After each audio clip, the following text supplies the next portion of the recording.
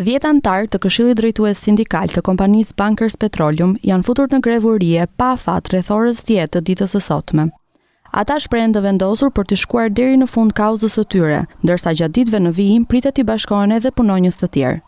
Dy kërkesat e tyre kryesore janë rritja e pagës dhe përmirësimi i kushteve të punës. Sot në orën 10 jemi futur në grevuri për të arritur qëllimin ton. Qëllimi kryesor është rritja e pagave, cilat janë shumë të ulta në krahasim me drejtuesit e kompanisë. Dhe kërkojmë ta rifitojmë dinjitetin që na ka humbur. Dinjiteti fitohet vetëm me rritjen e pagave, me vlerësimin. Unë jam prej gati 8 vitesh në Bankers dhe paguhem si fason, jo si naftëtar, realisht. Unë merrem me pajisjen e tokës. Paga ime është 780.000 lekë, sot e 8 vjet. Në fush po bëj 18 vjet. Në fush marinës 18 vjet dhe gati 8 vjet me Bankers. Kemi hyrë që në fillim me shpresën se në kompaninë nafte do të trajtoheshim ashtu siç e meriton tregu i naftës. Të gjithë njerëzit, pothuajse të gjithë kanë mbaruar nga një shkollë dhe kanë dedikuar jetën kësaj kompanie, që nga arsimimi i lartë e deri më pas. Kjo nuk është reflektuar në asnjë moment tek pagat e Bankersit. Bidet tani po na krahasojnë me fasonët, duke parë studiuar tregun vërtet të punës edhe ashtu caktojnë pagat. Ne kërkojmë dinjitetin. Dinjiteti fillon që nga pagat edhe nga mënyra se si i relatohen punonjësve.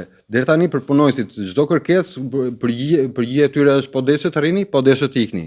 Këto protesta që po ndodhin sot nuk është se është hera e parë që po ndodhin, por këto kanë filluar që në vitin 2023, ku aty punonjësit vetë me dëshirën e tyre, vullnetin e tyre, pas një lloj organizimi sindikal, kanë dalë dhe kanë protestuar për pagat. Sa duhet jetë paga e një punonjësi?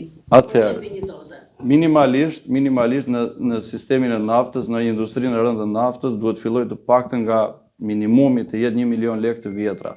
Por, në Bankers tashmë as punonjësit fillojnë nëpërmjet kompanive nën kontraktore, do më thënë kanë hequr dhe punësimin bazë të jenë Bankers, i kanë hequr i shkelin të drejtat. Dhe këta punonjës, gjithsesi, këta punonjës që fillojnë nga kompanitë të tjera, fillojnë me 530.000 lekë të vjetra.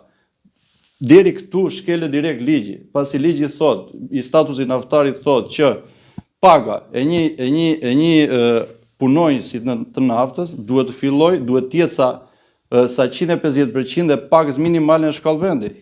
400 punonjësit e Bankers, së bashku me punonjësit e administratës qendrore, kërkojnë një zëri rritje page të paktën 1.000 euro në muaj.